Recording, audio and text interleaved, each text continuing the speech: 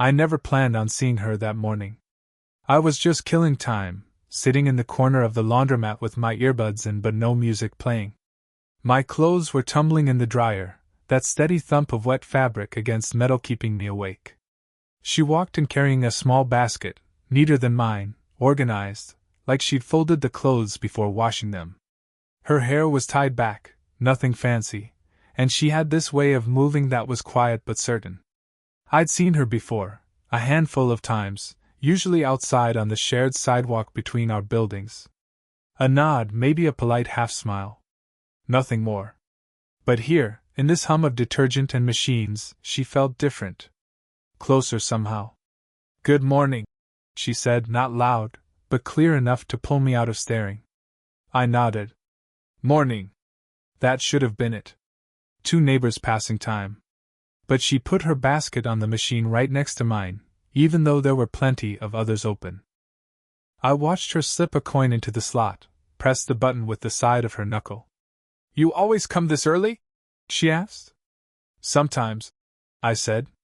"Helps beat the crowd." She gave the faintest smile, the kind that doesn't show teeth. "Same." The conversation dropped after that, but the silence wasn't empty. She folded her arms, leaned back against the counter, and glanced toward the dryer where my shirts spun around and around. I pretended to scroll my phone, but I kept catching myself looking up, meeting her eyes for just half a second too long. When her washer started filling, she sat down across from me. She didn't pull out a phone. She didn't look bored. Just rested her hands in her lap, fingertips brushing together like she was keeping them still on purpose. "Your earbud's not even on," she said suddenly. I blinked. "What?" She tilted her head. "You keep touching it, but there's no sound." "I can tell." I laughed a little, scratching my neck. "Yeah. Guess I just wear them out of habit. Or maybe you don't want people to know you're listening," she said, eyes not leaving mine. That line sat between us longer than it should have. I wanted to say something back, something clever, but all that came out was, "Maybe." We left it there. The machines took over, filling the air with their mechanical rhythm. After a while, I stood to check if my clothes were dry. They weren't. When I turned back, she was watching me, chin resting lightly on her hand, as if she'd been waiting for me to notice. "You're young," she said softly, almost to herself, but the words carried across the space.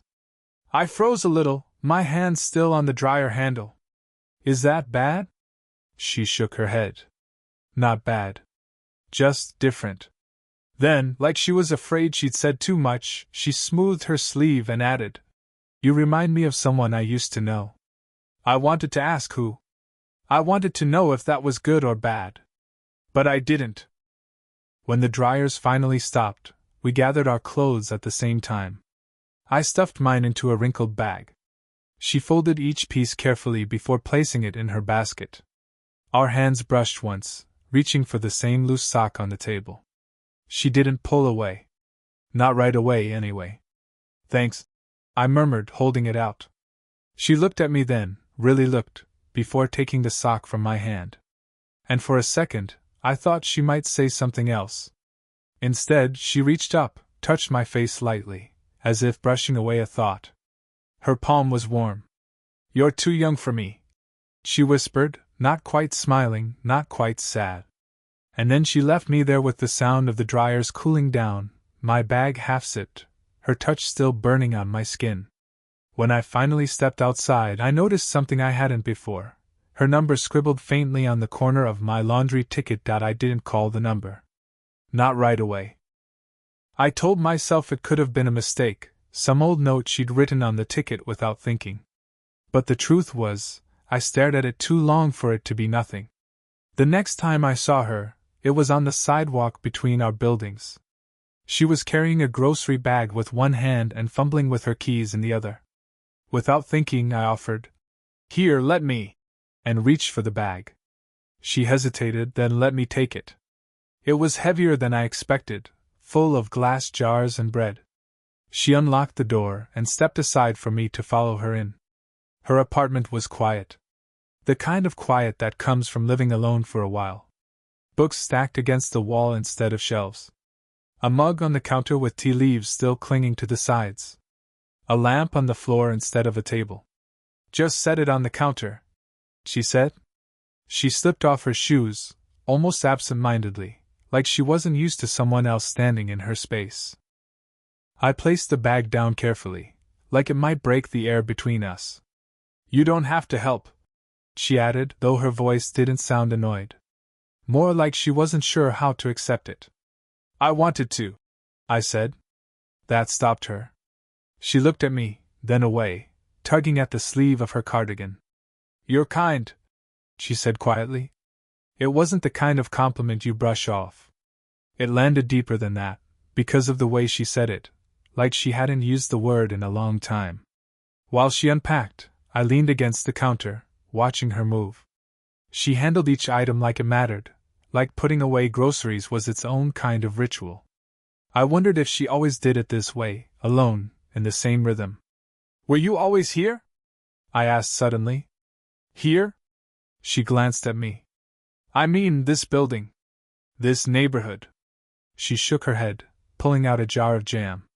No. Moved here after my divorce. Needed somewhere smaller. Quieter. The word hung there, divorce. It explained the quiet. Maybe the folded laundry too. I didn't press. She didn't elaborate. We sat for a while after that, 2 mugs of tea between us at her kitchen table. She brewed it without asking, and I drank it without adding sugar, even though I usually do. The silence stretched, but not in a way that made me want to leave. It was the kind where your mind starts filling in the empty space with possibilities. At one point, she looked at me over the rim of her mug. You're really too young, you know that? I smiled faintly. You've mentioned. Her lips curved, just barely. I mean it. I didn't answer. Instead, I let the steam from the cup rise between us, blurring her face for a moment. And when it cleared, she was still watching me. She reached across the table, not far, just enough to tap her fingertip against my knuckle.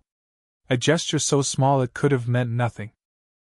But the way she lingered, the way she pulled her hand back slowly, like leaving it there would have crossed something, it meant everything. It was late when I saw her again.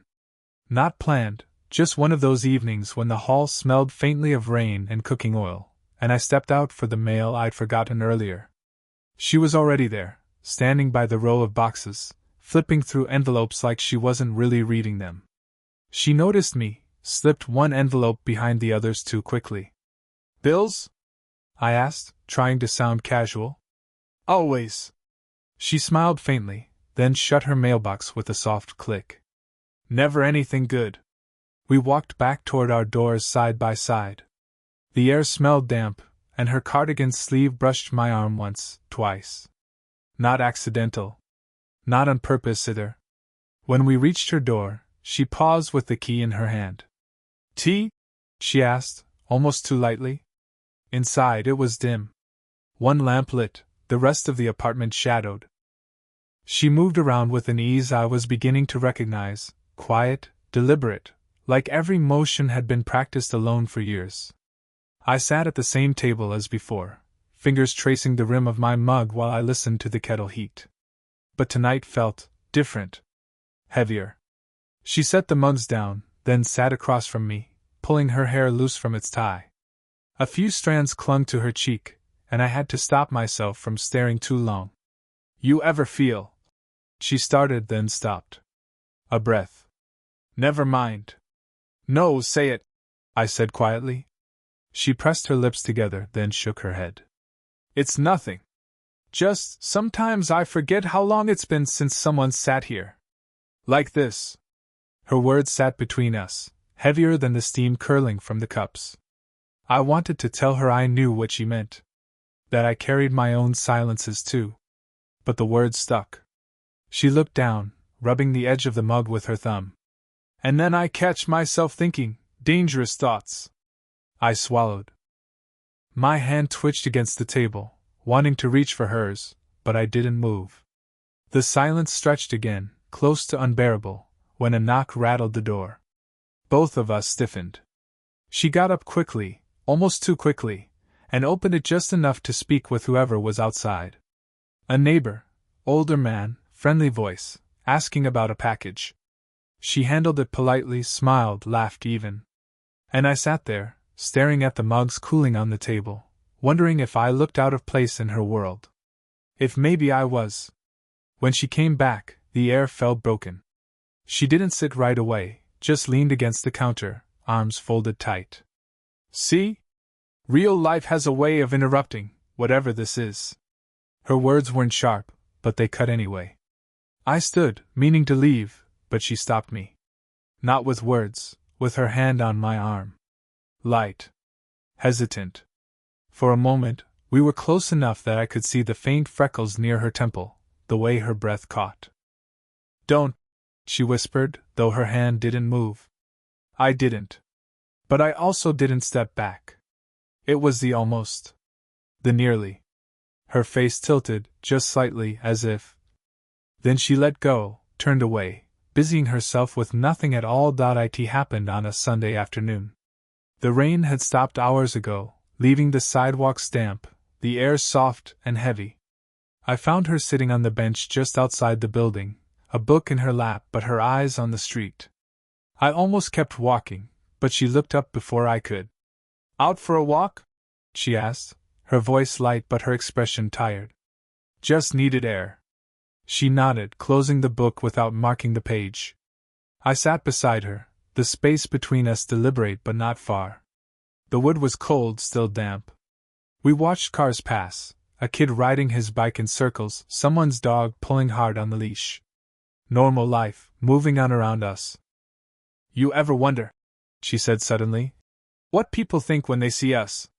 Sitting here like this. Her words caught me off guard. Think about what? She didn't look at me. About you. About me. That I should know better. She tugged at the cuff of her sleeve, not to fix it, just something to do with her hands. I felt the answer before I said it. I don't care what they think. She turned then, really turned, her eyes searching mine. Not angry. More like scared. But I do. The silence stretched, broken only by a car horn down the block. I shouldn't enjoy this, she whispered. Not with you. My throat felt tight, words stuck somewhere between my chest and mouth. Then why do you? She flinched slightly, like I'd pressed on something too raw. Her fingers tightened on the book in her lap.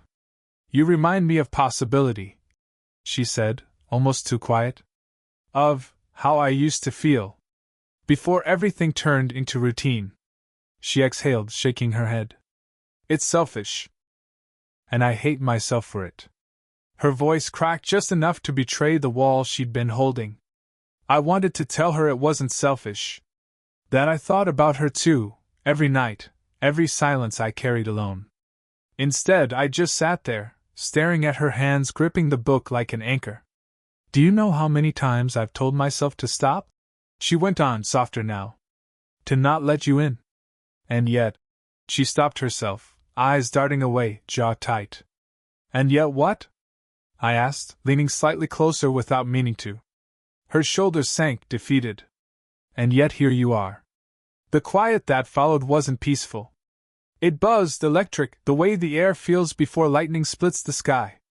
She finally lifted her head, and for the first time, she didn't hide the way she looked at me. Open. Vulnerable. Almost pleading. My breath caught, because I knew if I reached for her now, just a hand, a word, it wouldn't stop. Her lips parted, not to smile, not to speak, just there. Waiting. The world blurred around us, the damp bench, the sound of tires on wet pavement, the book slipping slightly in her grip. And then she asked, barely audible, eyes locked on mine. What are we doing? After that day on the bench, something shifted. She didn't vanish exactly, but I stopped running into her in the usual ways. No more mornings at the laundromat, no shared steps up the building stairs, no late-night lights glowing under her door. At first, I thought it was coincidence. Bad timing. Then a week passed. 2. The third week, I saw her in passing. She was walking with someone, a boy maybe 17, tall, with her same dark eyes. He carried a grocery bag for her, leaning close when he spoke. She laughed. A small, real laugh. Her son. I froze on the corner, half hidden by the awning of the store, watching them disappear into the building without her noticing me. It explained a lot, the restraint, the sudden silences, the way she pulled her hand back just when it lingered too long. For days, I didn't go near her floor. I told myself I was giving her space, but really, I was giving myself distance. Every time I thought about knocking, my chest tightened with something I didn't want to name. When I finally saw her again, it was in the lobby. She was sorting mail, like the first time, but this time she kept her eyes down. No faint smile, no casual "Morning." I said her name once softly. She looked up, startled, like she hadn't expected me to speak. "You've been," I started. "Busy," she finished for me, too quickly. Then she folded the envelopes into her bag. "Life doesn't wait around, you know?" It wasn't unkind, but it landed like a door shutting. I wanted to ask if I'd imagined everything, that look, the tea, the way her hand had rested against mine for half a second too long. But the words felt childish in my mouth. So I just nodded, stepping back as she passed. That night I sat with my phone in my hand. I typed out a message. Did I do something wrong? I stared at it for 10 minutes. Deleted it. Typed it again. Stared longer. In the end, I didn't send it. Instead, I scrolled through old texts, the kind you never send but never erase, drafts of words I thought I'd have the courage to say one day. My chest hurt, but not in the way heartbreak hurts. It was quieter than that. I didn't feel heartbroken. I felt paused. Like life forgot to finish the sentence. The next morning, when I walked past the bench, it was empty. The damp wood held no imprint of her, no book left behind, no trace at all. Just absence.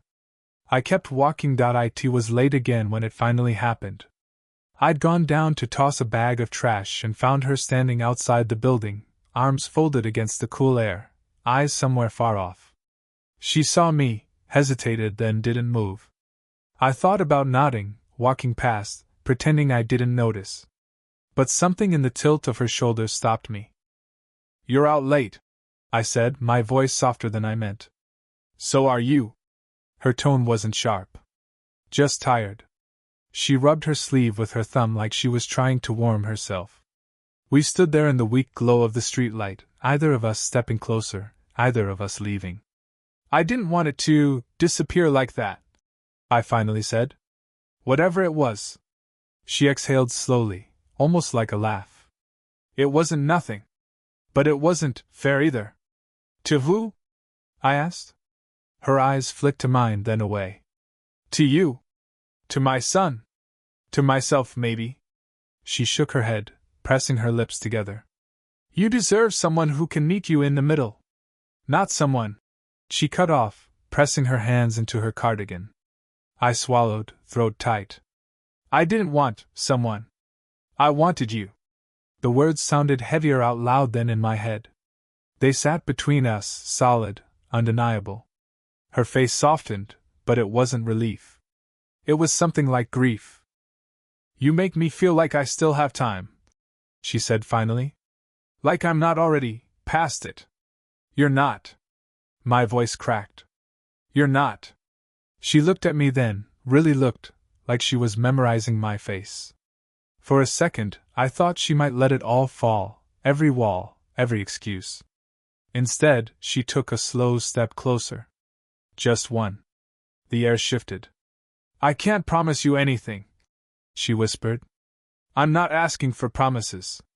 We stood there, close enough that I could feel the warmth radiating from her, close enough that the silence between us throbbed with everything unsaid. Her hand lifted halfway, like she meant to touch my face again, but stopped. Hovering. Shaking slightly. I held still, not moving, not daring to close the gap. Finally, she brushed her fingers against my sleeve. Barely there. Enough to make my chest ache. "Okay," she whispered. Just that. I didn't know what it meant. Agreement. Surrender. A temporary peace. But it was enough.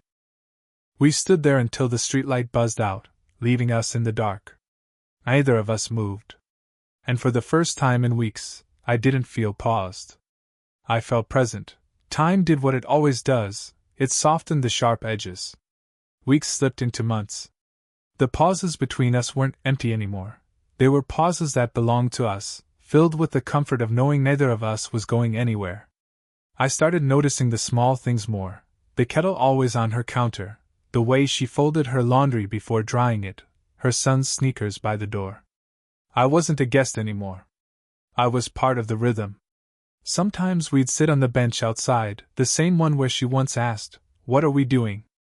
Now she didn't ask. She just leaned against me, book in her lap, my arms stretched along the back of the bench. No explanations needed. The laundromat routine stayed. Thursdays, 8:47 a.m., when the place was half empty. She still folded carefully, and I still shoved clothes into a wrinkled bag. She teased me about it now. Quiet, with a smile she didn't try to hide. Tea became our language. She brewed it exactly how she liked it, unsweetened, and I stopped adding sugar. Not because I suddenly liked it plain, but because it tasted better sitting across from her, watching the steam rise between us. It was never grand. No fireworks, no declarations.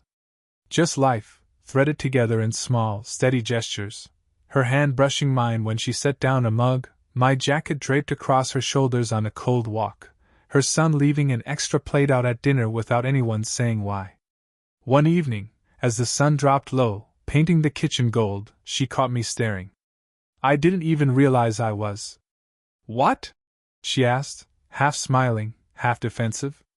I shrugged, embarrassed. "Nothing. Just. I like this." She studied me for a moment, then reached over and touched my sleeve. That same simple gesture as before, but this time, she didn't pull away. "Me too," she said. The world didn't shift. Nothing dramatic changed. The kettle still hissed, the clock still ticked, the outside still carried on without noticing us. But inside, in that small kitchen, it was enough. Later, when we sat outside again, she set her book down and leaned her head against my shoulder. Neither of us spoke for a long time. We didn't need to. I thought about that night weeks ago, when she whispered, "You're too young for me," while her hand lingered on my face. Now, sitting together in the quiet, I realized she hadn't been wrong. I was too young, and she was too careful. But somehow, we'd still met in the middle. Not perfect. Not simple. Just real. And maybe that was the only kind of love that lasts. Did this story stay with you? What kind of quiet, real love stories do you want to hear next?